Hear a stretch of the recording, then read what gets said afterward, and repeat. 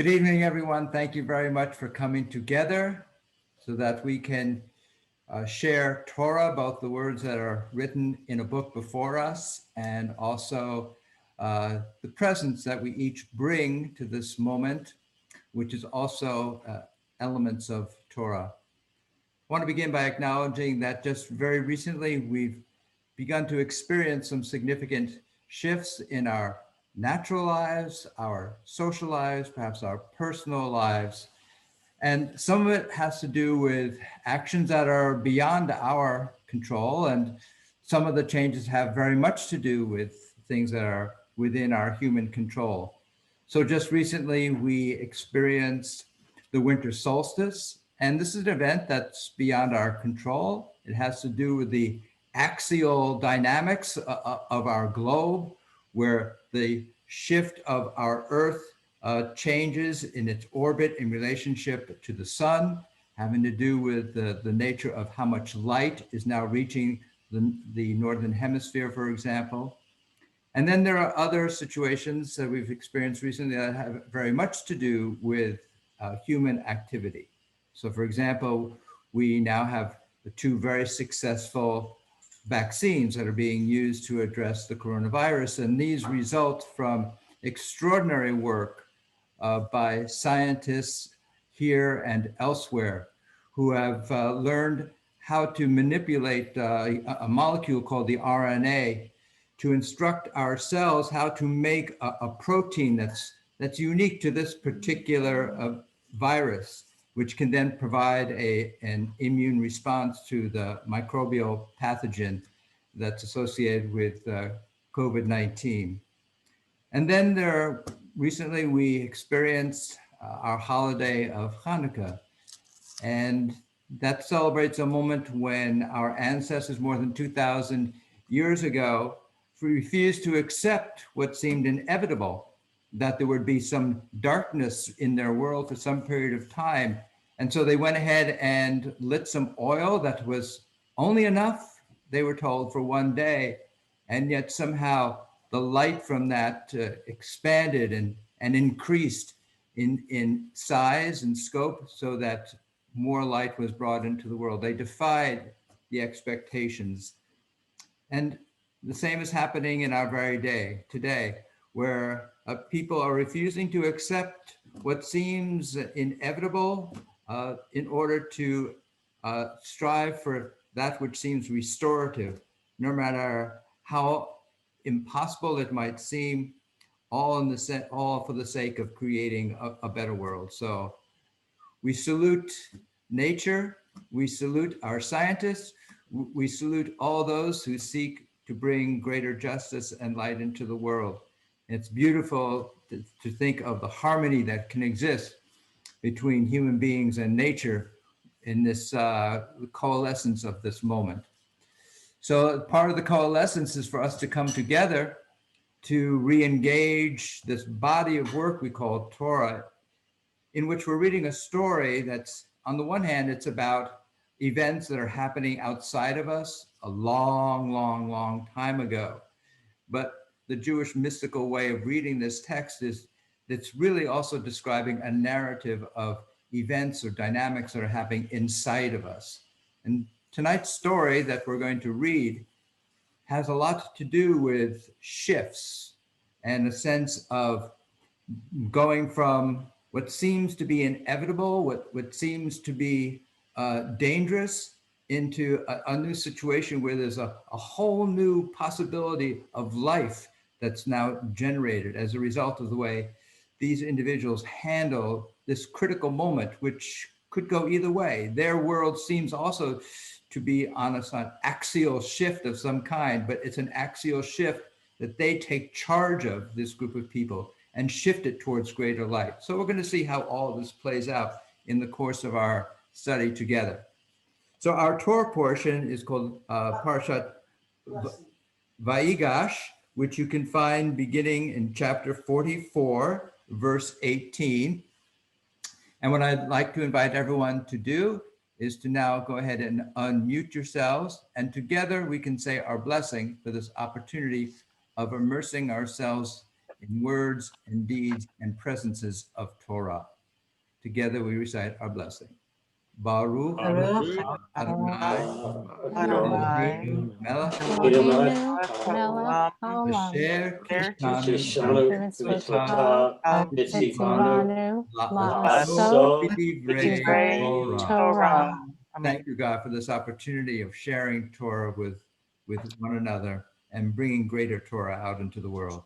So again, I'd like to invite everyone, if you could now mute yourselves once again. I'll open up our reading of verses from Torah, and then I'll call upon people to have the opportunity to read some verses as well. So we're going to begin again, chapter 44, verse 18. Then Judah went up to him and said, "Please, my Lord, let your servant appeal to my Lord, and do not be impatient with your servant, you who are the equal of Pharaoh. My Lord asked his servants, 'Have you a father or another brother?' We told my Lord, 'We have an old father, and there is a child of his old age, the youngest. His full brother is dead, so that he alone is left of his mother, and his father dotes on him. Then you said to your servants, Bring him down to me, that I may set eyes on him. We said to my Lord, The boy cannot leave his father. If he were to leave him, his father would die. But you said to your servants, Unless your youngest brother comes down with you, do not let me see your faces. When we came back to your servant, my father, we reported my Lord's words to him." We're now on verse 25. And Steve, would you like to read beginning there? Yes, thank you. And when our father said, "Go back and buy us a bit of food," we said, we can't go down. Only if our youngest brother is with us will we go down, for we won't be allowed to see the man's face unless our youngest brother is with us.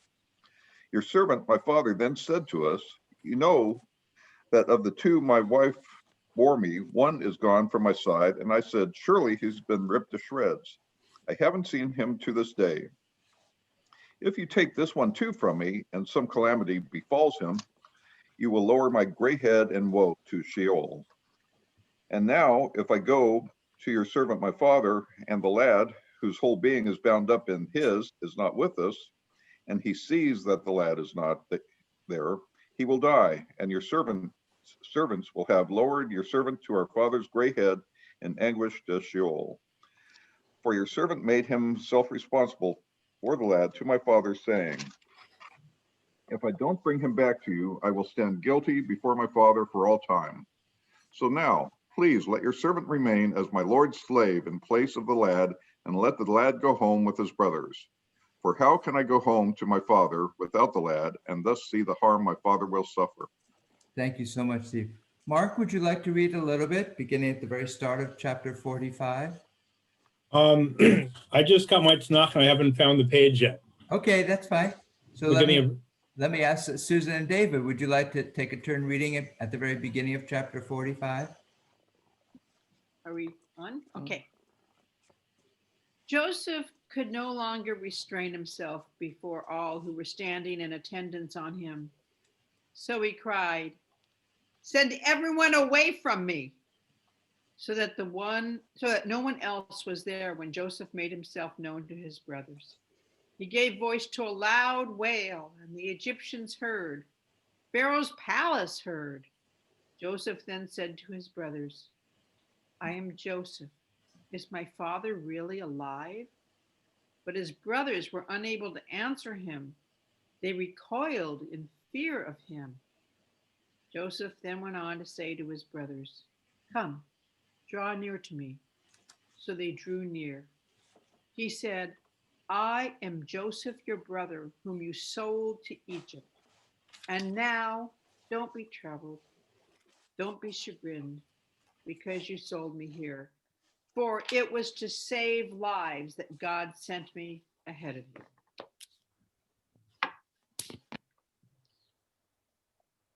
There have already been 2 years of famine in the land. and there remain 5 more years without plowing or harvesting. So God sent me ahead of you to assure your survival in the land and to keep you alive for great deliverance. So it's not you who sent me here, but God, who made me a father of Pharaoh, a lord of all his household, a ruler of the whole land of Egypt. Hurry back to my father and say to him, thus says your son Joseph, God has made me a lord of all Egypt. Come down to me. Do not delay. You can settle in the land of Goshen and be near to me. You, your children, your children's children, your flocks and herds, and all that you own. I will sustain you there, for there remains 5 more years of famine, so that you and your household and all that you own are not impoverished. Look, you can see with your own eyes, so you can, and so can my brother Benjamin, that it's my mouth speaking to you. Tell my father how they honor me in Egypt and all that you have seen. Hurry up and bring my father down to here. He then fell weeping on his brother Benjamin's neck, and Benjamin wept on his neck. He kissed all his brothers and wept with them, and only after this could his brothers respond to him. Thank you, Dave. Dave, would you like to read beginning at verse 16? The news reached Pharaoh's palace. Excuse me. Joseph's brothers have come. Pharaoh and his courtiers were pleased. And Pharaoh said to Joseph, say to your brothers, do as follows. Load up your beasts and go at once to the land of Canaan. Take your father and your household and come to me. I will give you the best of the land of Egypt, and you shall live off the fat of the land. And you are bidden to add, do as follows. Take from the land of Egypt wagons for your children and your wives, and bring your father here. And never mind your belongings, for the best of all the land of Egypt shall be yours. The sons of Israel did so. Joseph gave them wagons as Pharaoh had commanded, and he supplied them with provisions for the journey. To each of them, moreover, he gave a change of clothing. But to Benjamin he gave 300 pieces of silver and several changes of clothing. And to his father he sent the following: 10 he-asses laden with the best things of Egypt, and 10 she-asses laden with grain, bread, and provisions for his father on the journey. As he sent his brothers off on the way, he told them, do not be quarrelsome on the way. They went up from Egypt and came to their father Jacob in the land of Canaan. And they told him, Joseph is still alive. Yes, he is the ruler over the whole land of Egypt. His heart went numb, for he did not believe them. But when they recounted all that Joseph had said to them, and when he saw the wagons that Joseph had sent to transport them, the spirit of their father Jacob revived. Enough, said Israel. My son Joseph is alive. I must go see him before I die. Thank you, Dave.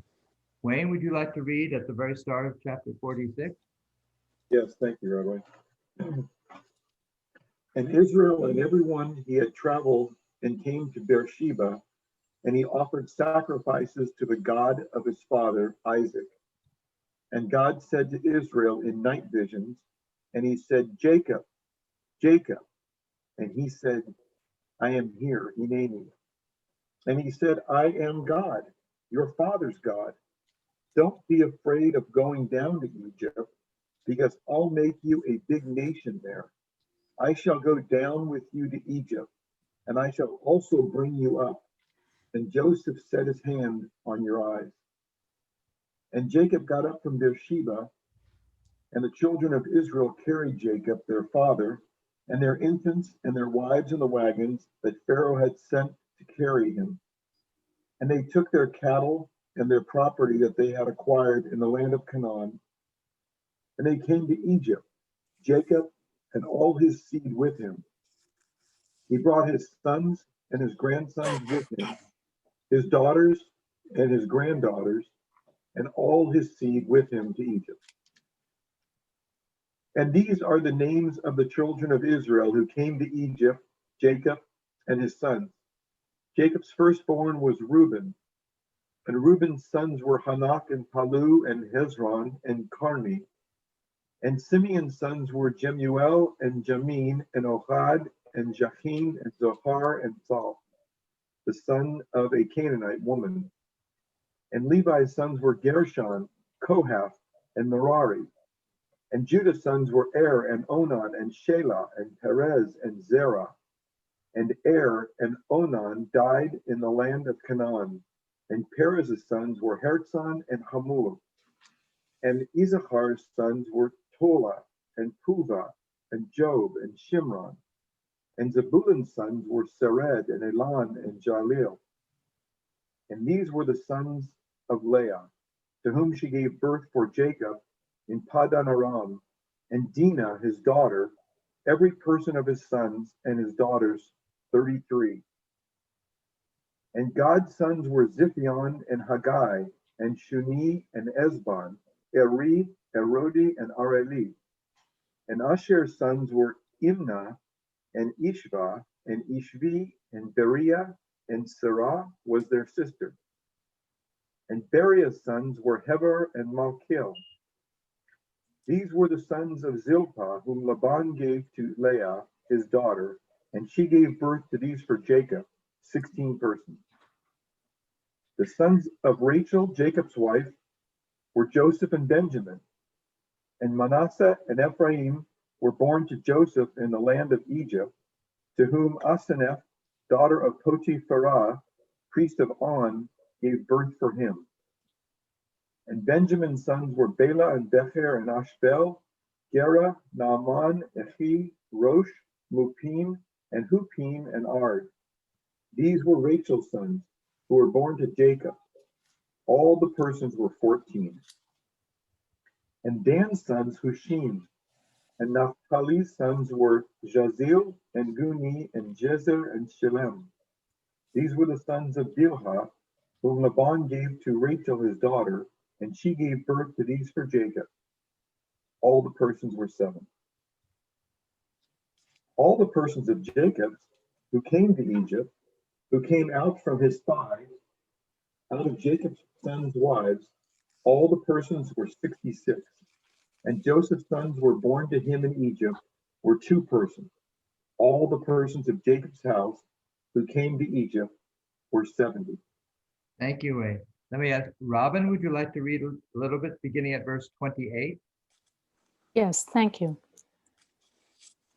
Judah he sent ahead of him to Joseph to show him the way to Goshen. So they came to the region of Goshen. Joseph harnessed his chariot and went up to meet his father Israel in Goshen. He presented himself to him and threw himself on his neck, weeping all the time. Israel said to Joseph, "Now that I've seen your face, for you're still alive, I can die at last." Joseph said to his brothers and to his father's household, "I'm going to go up and tell Pharaoh. I will say to him, my brothers and my father's household who are in the land of Canaan have come to me. The men are shepherds. In fact, they are breeders of livestock, and they have brought their flocks and their herds and all that they own. Therefore, when Pharaoh sends for you and asks, 'What do you do?' say, 'Your servants have been breeding livestock from youth onwards to now, both our households and our fathers' households, in order that you may live in the region of Goshen. For Egyptians find shepherds abhorrent.'" Joseph then went to Pharaoh, saying, "My father, my brothers, their flocks, their herds, and all that they own have arrived from the land of Canaan, and now they're in the region of Goshen." Out of all his brothers, he picked 5 men and presented them before Pharaoh. When Pharaoh said to the brothers, "What do you do?" they said to Pharaoh, "Your servants are shepherds, both our households and our father's households."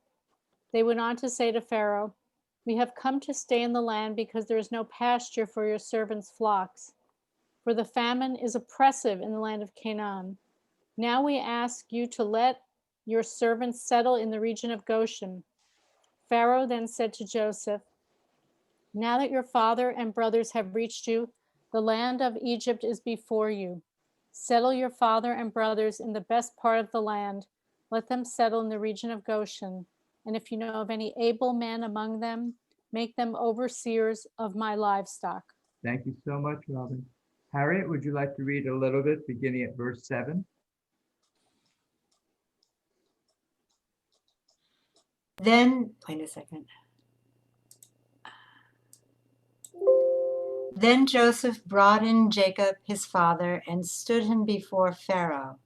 And Jacob blessed Pharaoh. And Pharaoh said to Jacob, how many are the days of the years of your life? And Jacob said to Pharaoh, the days of the years of my sojourning are 130 years. Few and evil have been the days of the years of my life, and they have not attained to the days of the years of the life of my fathers in the days of their sojourning. And Jacob blessed Pharaoh and went out from the presence of Pharaoh. Then Joseph settled his father and his brothers and gave them, I'm missing, the bottom line is missing on here, and gave them as Pharaoh had commanded. And Joseph provided his father, his brothers, and all his father's household with food, according to the number of their dependents. Joseph and the famine. So let me invite Jay Iser, if you'd like to read a little bit beginning at verse 15. Thank you, Harriet. Thank you so much. 13, Rabbi. Yes. Now there was no bread in all the world, for the famine was very severe. Both the land of Egypt and the land of Canaan languished because of the famine. Joseph gathered in all the money that was to be found in the land of Egypt and in the land of Canaan as payment for the rations that were being procured. And Joseph brought the money into Pharaoh's palace. And when the money gave out in the land of Egypt and in the land of Canaan, all the Egyptians came to Joseph and said, give us bread, lest we die before your very eyes, for the money is gone. And Joseph said, bring your livestock, and I will sell to you against your livestock if the money is gone. So they brought their livestock to Joseph, and Joseph gave them bread in exchange for the horses, for the stocks of sheep and cattle, and the asses. Thus he provided them with bread that year in exchange for all their livestock. And when that year was ended, they came to him the next year and said to him, we cannot hide from my lord that with all the money and animal stocks consigned to my lord, nothing is left at my lord's disposal save our persons and our farmland. Let us not perish before your eyes, both we and our land. Take us and our land in exchange for bread, and we with our land will be serfs to Pharaoh. Provide the seed that we may live and not die, and that the land may not become a waste. Thank you so much, Jay. Let me invite Justin. Would you like to read a little bit beginning at verse 20? Yes. Let's see. So Joseph bought all the farmland of the Egyptians for Pharaoh, for the Egyptians sold each one his field, for the famine had become too strong for them, and the land became Pharaoh's. And he transferred the populace to the cities from one end of the boundary of Egypt to the other end. Only the farmland of the priests did he not buy, for the priests had an allotment from Paro, and they ate their allotment that Paro had given them. Therefore they did not sell their farmland. Joseph said to the people, behold, I have bought you and your farmland today for Pharaoh. Behold, you have seed, sow the soil. And it shall be concerning the crops that you shall give a fifth to Pharaoh, and the remaining 4 parts shall be yours. For seed your fields, for your food, for those in your house, and for your young children to eat. They replied, "You've saved our lives. Let us find favor in my Lord's eyes, and we will be slaves to Paro." So Joseph made it a statute to this day concerning the farmland of Egypt for the 1/5. Only the farmland of the priests alone did not become Paro's. And Israel dwelt in the land of Egypt, in the land of Goshen, and they acquired property in it, and they were prolific and multiplied greatly. Thank you so much. That's our entire Torah portion for the week. Thank you very much, everyone, for participating and vocalizing this text and bringing it out with your own personalities as well into our environment so we can discuss it. I'd like to share with you just a little bit of a focus study over one aspect of our Torah portion, and then I'll invite everyone to offer up their own reflections, observations, and thoughts and comments about our Torah portion. And I'd like to begin, first of all, by recognizing that you remember we ended last week's Torah portion, Parshat Miketz, in a very volatile moment. These brothers were presenting themselves to Joseph.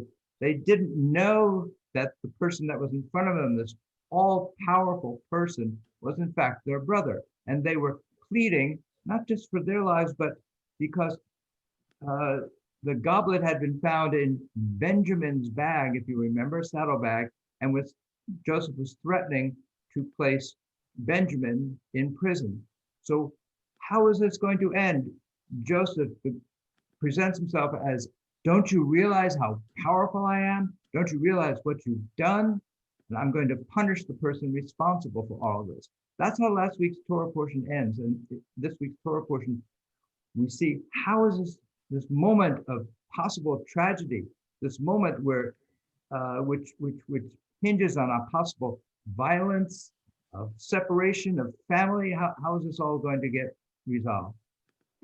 So I'd like to explore a little bit this sense of this shift that we're possibly going to experience, this point of this axial transition that we might be going through. What's going to happen here? And if you remember, one of the significant aspects, what has created this moment is Joseph, the Hebrew says, made himself strange before his brothers. So there's something about this strangeness which is critical to this moment of shift and change. And we also recognize how in Hebrew, the same word that's used for estrangement, to make oneself strange, also produces the Hebrew word that has to do with recognition. So there's something about this estrangement, this making oneself unrecognizable, that somehow creates the possibility for recognition, for becoming recognized. So to begin with, I'd like to introduce you to three artists.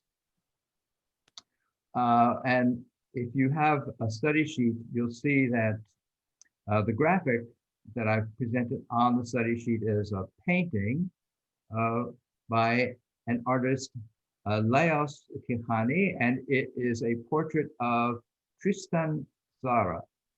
So Tristan Tzara was born in Romania in 1896, and his birth name was Samuel Rosenstock. And Samuel Rosenstock was born into a well-off Jewish family, and he eventually, as a youth, travels to Zurich, Switzerland to study in the university.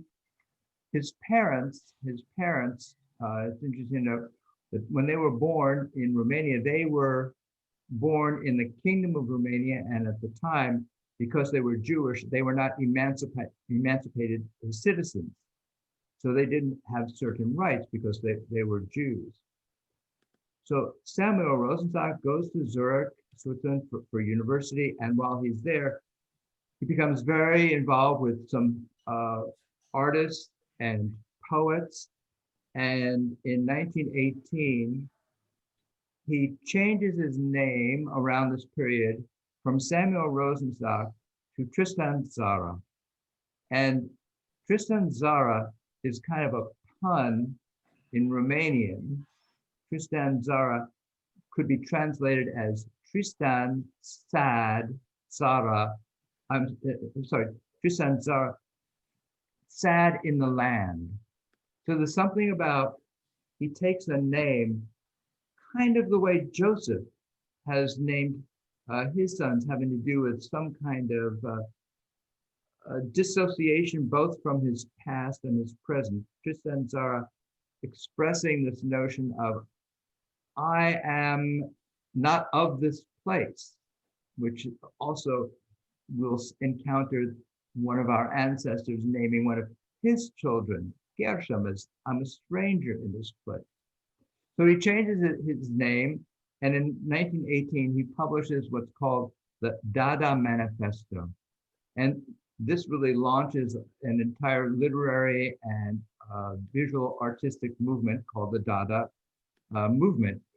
And the Dadaist movement is kind of a movement based on rejecting all limiting identities, whether they be national, religious, ethnic, and the art forms themselves are designed to confuse us, provoke us, and Tristan Tzar himself engages in a series of stage presentations which are intended to confound all barriers of all art forms and of logic itself. So one of the things that he would do is he would get up on the stage and he would take out a news article, and then he would cut with scissors, he'd cut up the news article, he'd throw all the slices of the news article into a hat, and then he'd pull different pieces of the paper out of a hat, and he'd start reading them as if that was supposed to be a poem of some kind. And people were totally confused about what he was doing. Sometimes they would boo him. Sometimes they would be kind of just impressed with the non-logic of it all. But the idea was that he wanted to shift people away from the sense of rationality and logic and kind of confound all of reality, because what he had seen reality produced by 1918, 1919, of course, was this horrific war which killed millions upon millions of people. He eventually settles primarily in Paris. He goes back and forth between Paris and Zurich. And he actually dies in 1963 in Paris. Now, the artist who painted his portrait, I love this. This is by Lajos Tihany. Lajos Tihany was born about the same time as Tristan Tzar. He was born in Budapest, Hungary in 1885 into a Jewish family. And interestingly enough, Lajos Tihany suffers at an early age from meningitis. And as a result of the meningitis, at the age of 11, he becomes deaf and mute. So you can imagine the kind of isolation and separation that he must have experienced as a result from the years 11 years on, becoming deaf and mute. He becomes really largely a self-taught artist, and combining primarily Cubism and Expressionism. In Cubism, which is kind of, you can see it here, the Cubism, that sense of the fragmentation of reality all around him. And Expressionism, from Expressionism, he develops in his art this kind of psychological intensity. So here is this portrait that Tihany does of Tristan Tzar. You can see, I like it because it conveys this sense of the fracturing of Tzar's own being, his own personality. You see the various planes on which he's existing, the various fragmentation of his being. You see his hand down there on the table. Not sure if he's holding on to a paper. Maybe it's one of the papers that he eventually cut up and put into his hat and pulled out and read from. So this is Tristan Tzar as portrayed by Lajos Tihany. The other artist that I want to introduce you to is another poet whom we know as Paul Celan. Paul Celan was born with the name Paul Ansel. He was born later than these other two individuals. He was born about 1920. He was born into a German-speaking Jewish family in Romania. And he was born in an area of northern Romania where the borders were constantly being erased and redrawn. Part of Austro-Hungarian Empire, part of Russia, part of Ukraine, and so forth. His father was a Zionist and insisted that his son Paul learned Hebrew. The mother was devoted to classical German literature and insisted that German be the language of the household. And so he became multilingual, learning, I think, at least 6 different languages. And eventually, his parents die in concentration camps. Paul himself is taken into a forced labor camp from which he eventually escapes. And he resettles after the war in Paris. And he changes his name from Paul Ansel to Paul Celan. And Celan is actually, if you will, an anagram of the name Ansel. So he has reconstructed, he's fractured his last name and recreated a new name for himself. And he becomes a poet, and he writes in German, which is curious because German, of course, he knows many languages, but he chooses to write in German. German, of course, is the language of the murderers of his parents. And there's some speculation that he chooses to write in German in the hopes that perhaps the language itself will be a source of redemption for Germany, for the German language, for himself, for the parents. Not clear, but what is clear is that he sees language as some pathway for redemption. But he's haunted. He's haunted by all these events: the death of his parents, his own experience in the labor camps, the collapse of the world around him, even after World War II. And eventually he commits suicide in 1990. But I want to share one poem that he wrote called Mute Autumn Smell, which is on your study sheet. Mute autumn aromas, the marguerites unbroken pass between home and chasm through your memory. A strange lostness was palpably present, almost you would have lived. I've entitled our study sheet for this week, Estrangement and Reconstruction. I'd like to develop further some themes that we developed last time. We talked about last time about the nature of estrangement, which is happening not just in this story about Joseph and his brothers, but I suggest it is an ongoing theme throughout Torah. So I have number 2, some quotes that have to do with the sense of being estranged. So from Genesis chapter 15, this is God speaking to Abraham. Know well that your offspring will be strangers in a land not theirs. And then later, from Genesis chapter 23, Abraham speaking, I am a stranger and a resident among you. And then chapter 41, from last week, Joseph named his firstborn Manasseh, meaning God made me forget my parental home.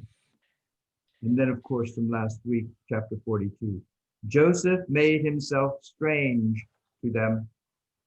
And then, as we'll see in the beginning of Exodus, Moses named his son Gershom. I have been a stranger in a strange land.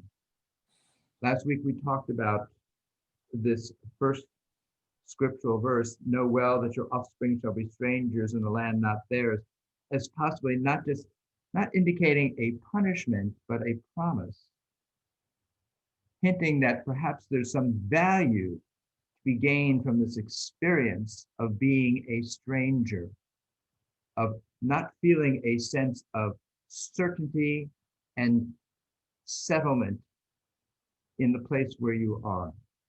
So if you turn over, we're going to see what one of the great Hasidic rabbis, the Sfat Emet, says about the sense of being estranged.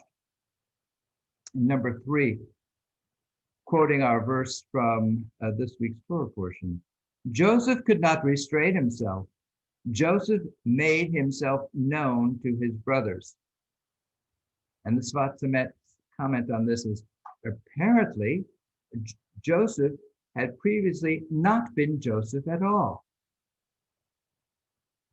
There's something that the Hasidic rabbi here, the Sfat Emet, is indicating that Joseph had become so transformed that his brothers couldn't recognize him. He wore his hair like an Egyptian. He wore the clothing of an Egyptian. He talked like an Egyptian, and to quote Steve Martin, he walked like an Egyptian. So to that degree, maybe Joseph himself thought of himself as an Egyptian. Maybe his identity had consumed him. He had become so assimilated into this notion of being an Egyptian. That's what he thought he was. And so there's something about this dynamic that's happening here in front of his brothers, with not so much that Joseph knew that he was a Hebrew and he was hiding himself from his brothers and said, oh, look, it's really me.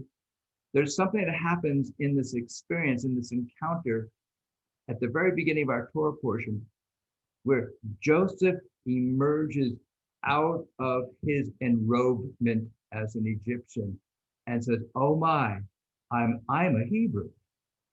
Look, I'm a Hebrew. We have a quote from the philosopher Martin Heidegger in his book, Introduction to Metaphysics, where he says, it is in exile from home that the home is first disclosed as such. I think Heidegger there is saying something about how it's not until you're away from something or something has been taken from you, or that you begin to realize what home really is.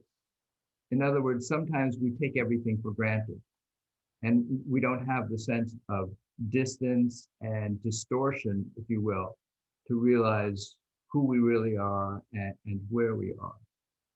So how do we emerge out of this kind of disfigurement that sometimes we go through, or this disguise that we sometimes create for ourselves in order to survive, or this kind of identity contortion that we go through? That's what we saw with our poets here, Sarah and Salan. They changed their name. They're seeking to exist, and in order to exist, they feel they have to become something other than they were born to be. The question is that a process that leads them to some emergence in a healthy way, or is it a process that ultimately ultimately consumes them and destroys them? What happens in this week's Torah portion is something emerges, something healthy emerges out of this moment of disguise and contortion and estrangement. So how does that positive resolution come about? So that's what these next couple of bits of commentary share with us. And the first is a midrash from Midrash Tanhuma. And it quotes the very beginning of our Torah portion. Then Judah approached him. And it quotes Proverbs. The design in a person's mind are deep waters, An individual of understanding can draw them out. And the Midrash goes on. The design in a person's mind or deep waters refers to Joseph. But as much as Joseph was wise, Judah approached and overcame him, as it is said, then Judah drew near. What does this resemble? A deep pit into which no one could climb down. Then a clever person came and brought a long rope that reached down to the water so he could draw from it. So was Joseph deep, and Judah came to draw the water. To talk about this perhaps in more contemporary terms, I would characterize it as describing a therapeutic guide. Here is Joseph, who's bitter, he's troubled, he sees before him the people who betrayed him, who sold him into slavery, who lied to their father, who took advantage of him. And Judah somehow steps forward and confronts Joseph and does something that enables Joseph to climb out of this pit. You remember that Joseph has been in many pits at this point. The pit that his brothers threw him into, the pit that Potiphar threw him into. So here is yet another pit that he's been living in all this time. It's perhaps been a self-created pit where it's been dark and cut off from his heritage and living an embittered, if externally enriched life and internally impoverished and contorted life, if you will. And Judah does something that somehow is able to access Joseph's inner life and is able to bring him out of that deep, dark place that he's been dwelling in. Maybe it's the fact that Judah is a great therapist. Maybe he says something that enables Joseph to open up and say, I'm your brother. But let's look at what the Sfat Emet, one of the great rabbis of the Hasidic rabbis of the late 19th century, says about this. And he quotes our opening verse. He says, Vayigash elav, the opening words to our Torah portion.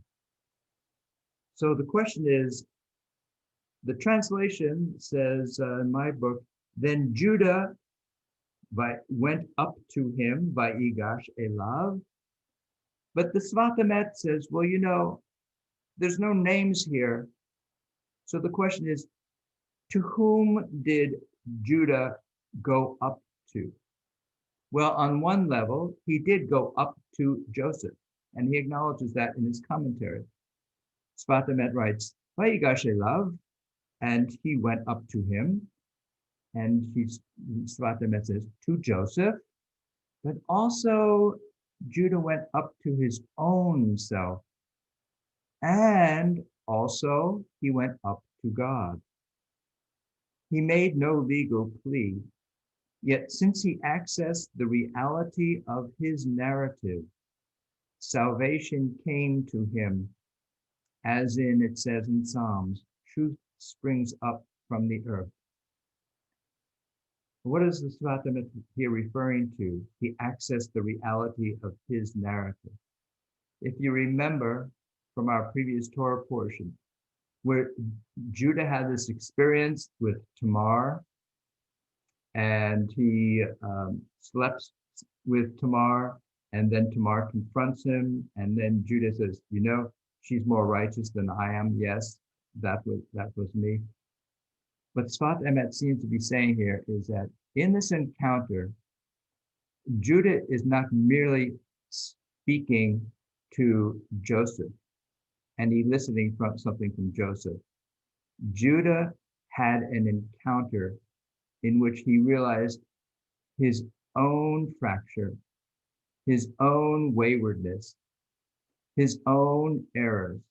And he's, in a sense, reliving that in this moment and is able to draw upon his own dynamics as a way to make himself vulnerable to Joseph.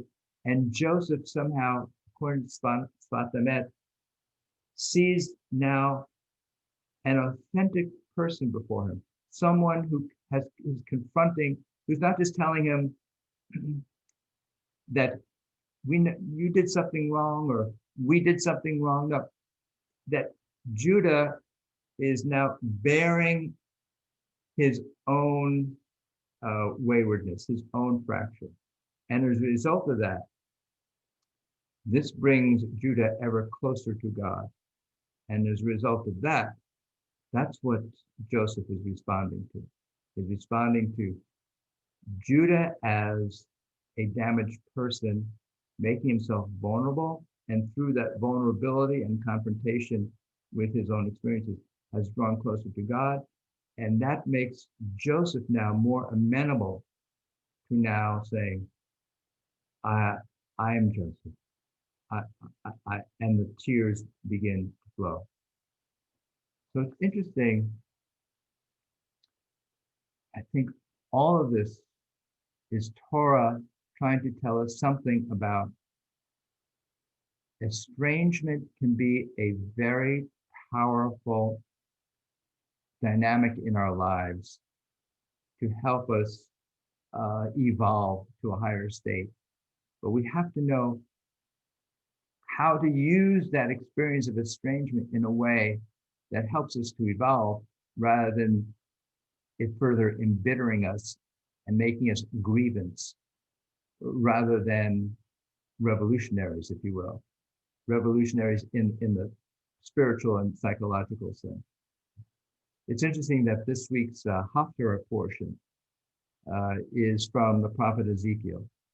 And the prophet Ezekiel is really the prophet of exile.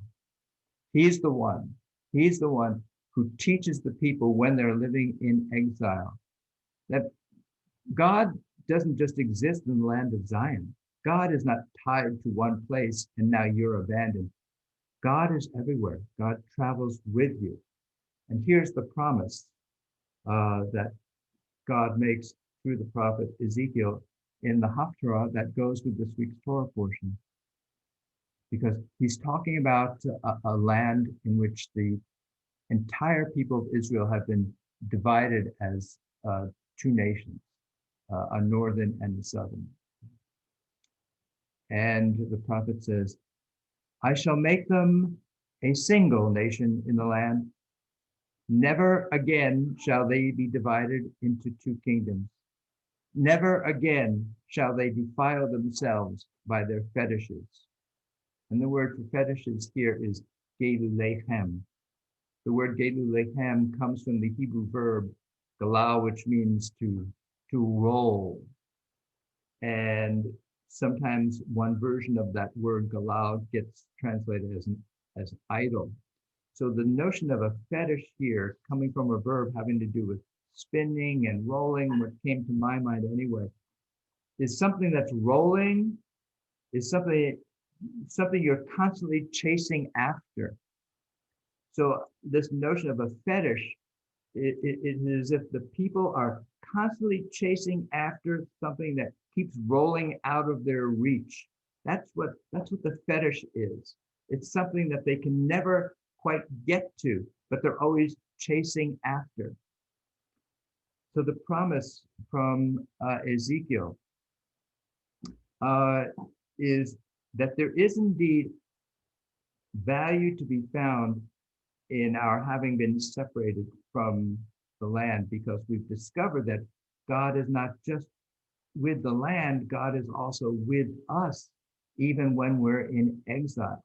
Once we recognize that God is always with us, then we can go through this stage of reconciliation. We can reunite. We can be free of this chasing after things that we can never possess. Because the things that are really, truly precious, we've always had with us. They've always been inside of us. They've always been available to us. We don't have to chase after these things.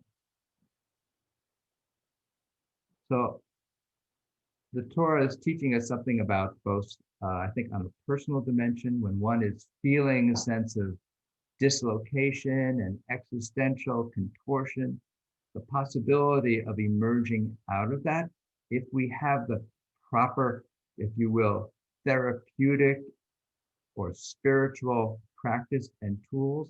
And there's also something about the social dimension. When we as a people are divided and split apart from one another, when we're having these kinds of disengagements from one another, it's also possible to create a higher unity if we have the proper spiritual, psychological, and perhaps even political tools, if you will, to achieve a new reality and a new unity.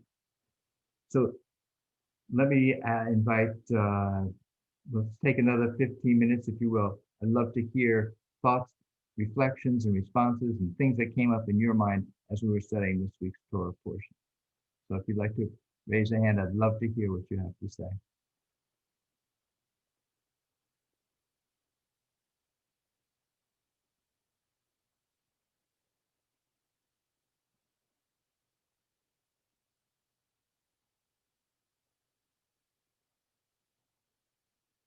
Richard,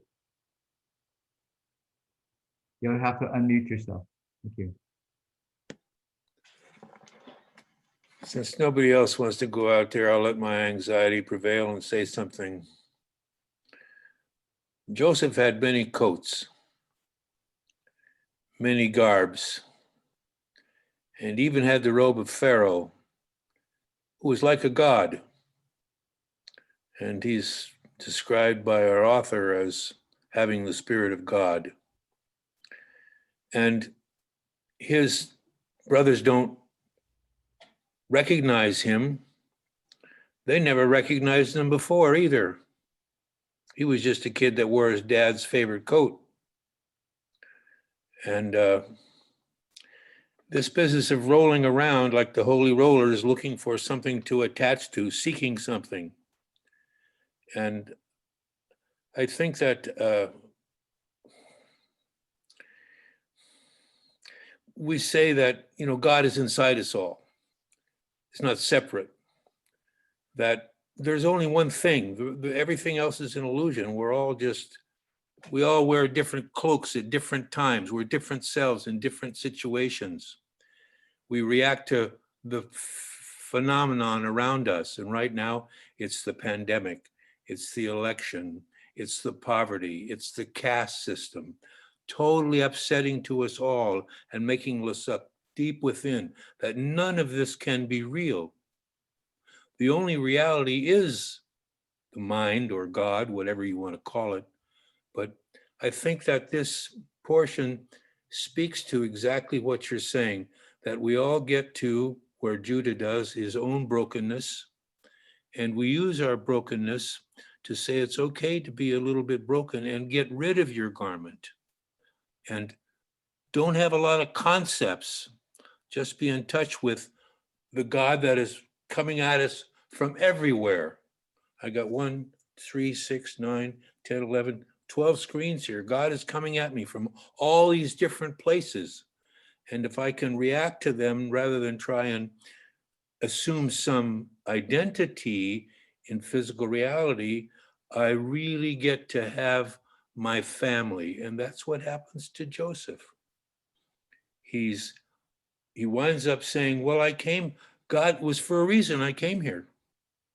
He came, his brothers threw him in a hole. He came up out of the hole, gets God's status, winds up being able to feed his family and go back. And when we're not bound to the land, the thing with the two countries didn't really work out very well. Judah and Tamar had Perez, and out of Perez came David, and that went down south. And up north, what happened to Ephraim? And what happened to Joseph's bones? Well, they're in us somehow, and it's in the diaspora when you're different and not really part of the community somehow that we have that's what Judaism is. We're in diaspora here, and that's what's now has a chance to hold us together, not as a group and not as individuals, but to the thing that sent us here. and presents us with this cloak, this body for now. Okay, I've said enough. It's your turn.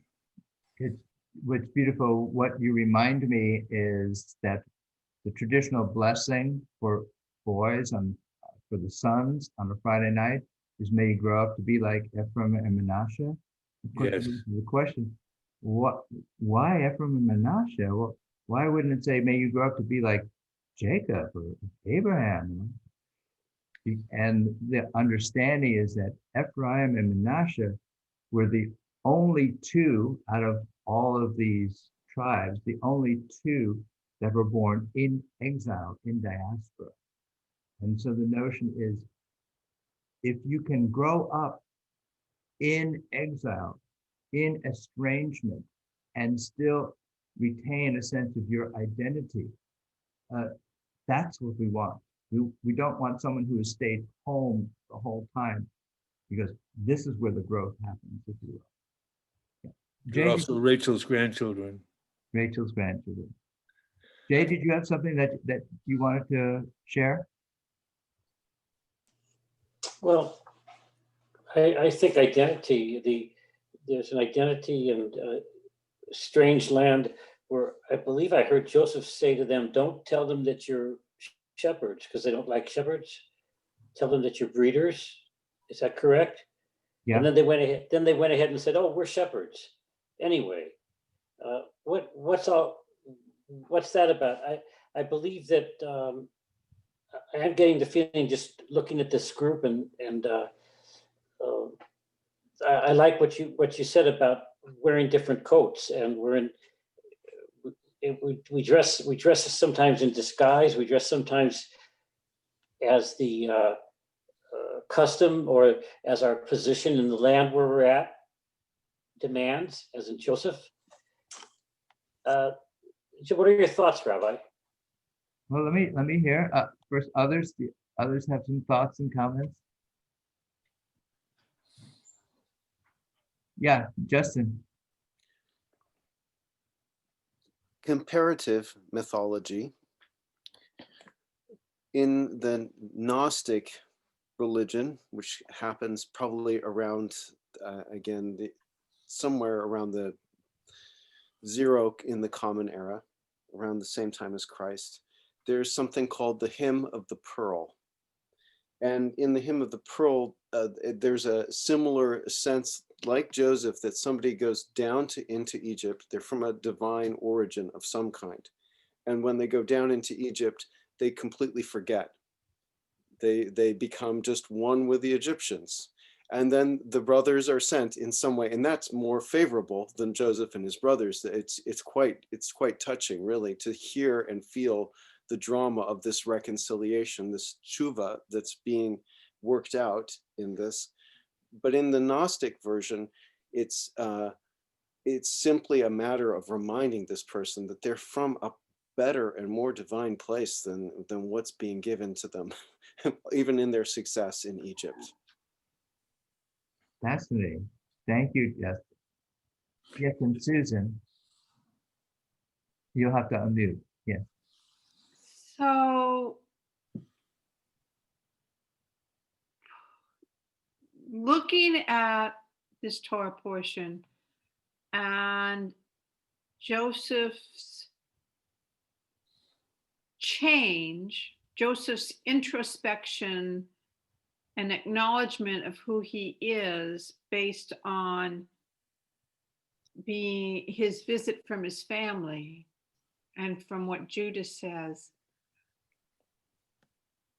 I have noticed during our isolation in COVID, I've noticed repeatedly where people have found kind of a new self and have, I know David and I have gotten closer. And that's new. That's new, just yesterday. No, but we're closer than we were before COVID. And when I said that to a friend, she said, yeah, us too, meaning her and her husband. And there just seems to have been a lot of ways that this isolation and this foisted on us by COVID has helped many people I know, including myself, to grow. Fascinating. Thank you. Richard, did you want to say a little bit? Oh, yeah, I was just giving her the sign that I liked what she was saying, but there was something, but it went through my mind and it's gone now. Okay. Right. And Justin? Just a tiny response to Susan and David was the thought of COVID being a narrow place. It's a Mitzrayim. We really are narrowing our communication by it, and it's not easy, but growthful. Thank you. Others? Oh, yes, the about COVID and the garments. There are less garments to wear.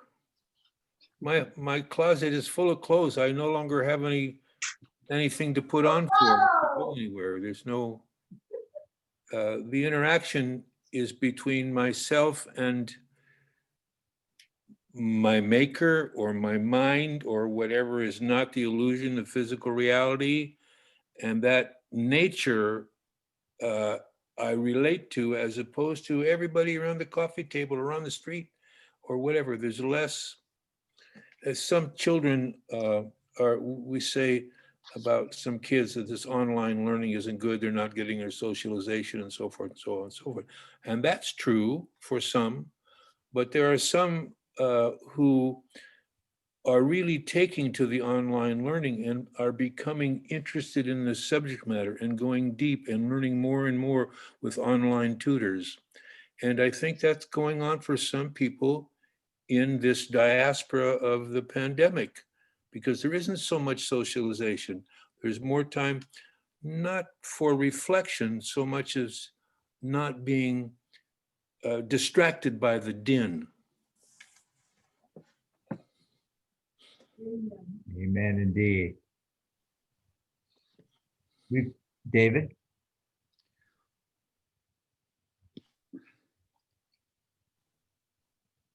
So I was struck by a particular verse. Israel and all his company set off on their journey, and they came to Beersheba, where he offered sacrifices to God, to the God of his father Isaac.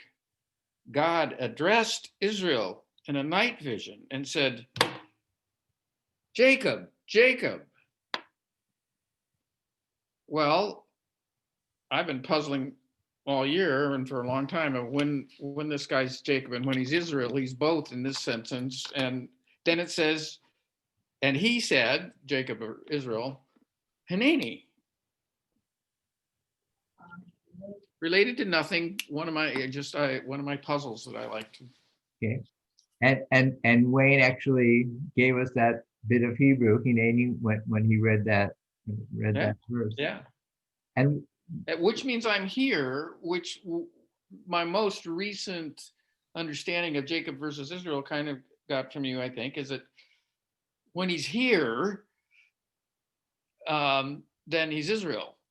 When he's scheming and out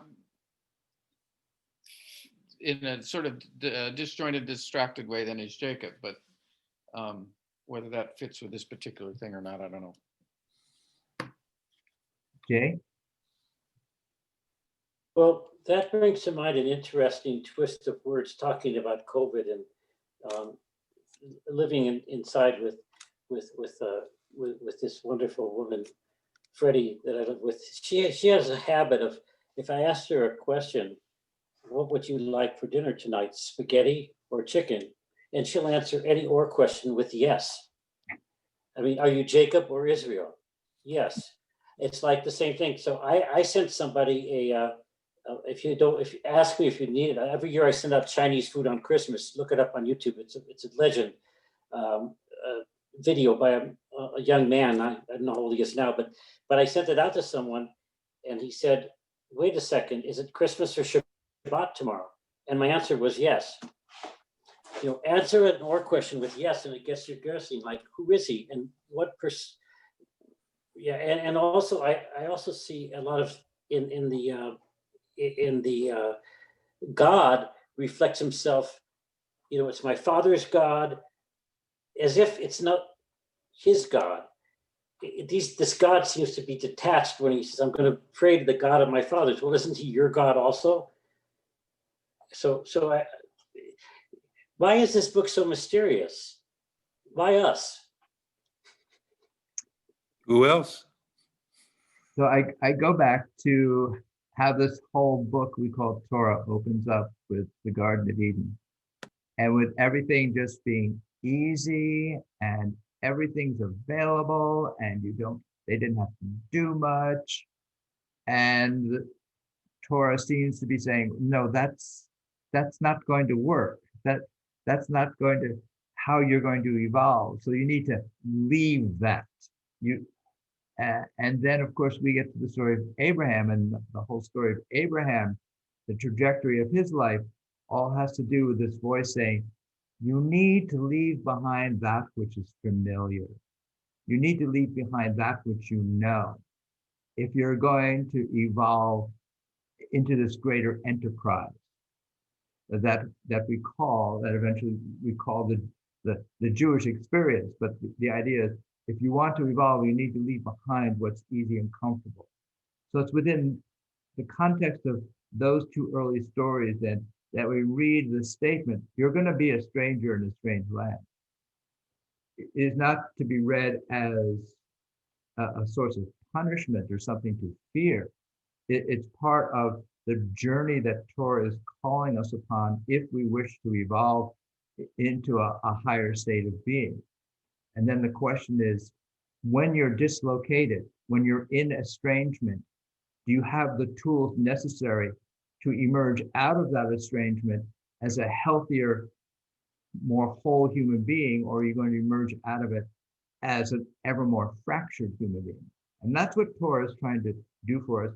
And indeed, that's ultimately what the whole rabbinic enterprise is trying to provide us with, are the tools and the practices necessary to help us move through this constant, what we call the diaspora, this constant dislocation that the Jewish people have been through, and evolve from it, and be able to move through uncertainty in a way that will help us attach to ourselves new ideas, new languages, new lessons, new skills, rather than move through that uncertainty and experience ourselves merely as victims of circumstances.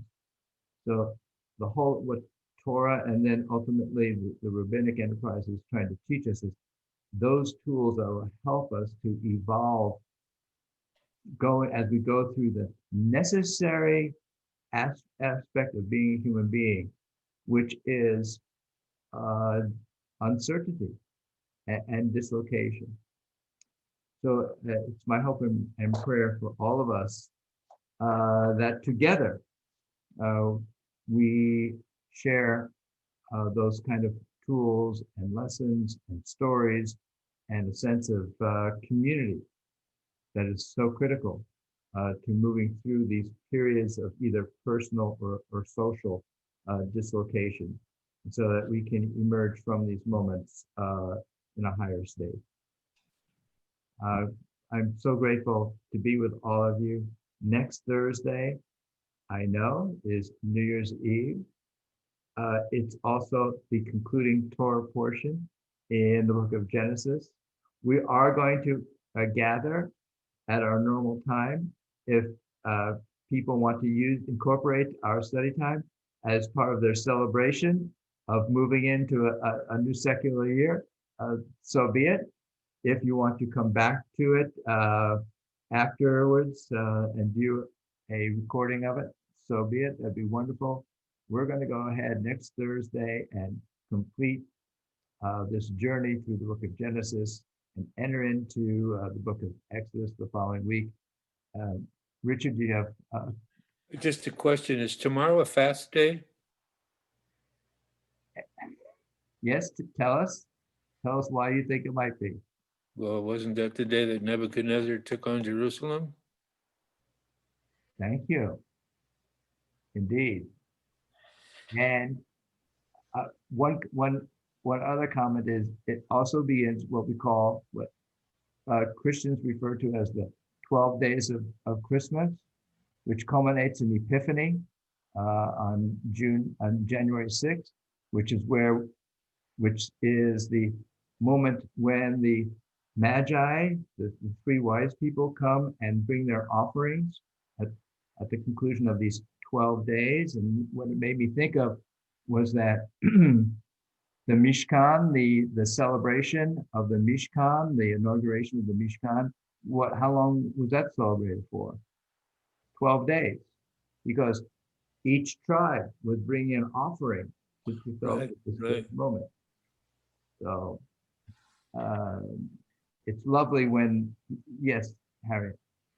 January 6th. Wow. Now there's more meaning to that being the day that I met my husband. Wow. And there he is. I'm like, hi, Joe.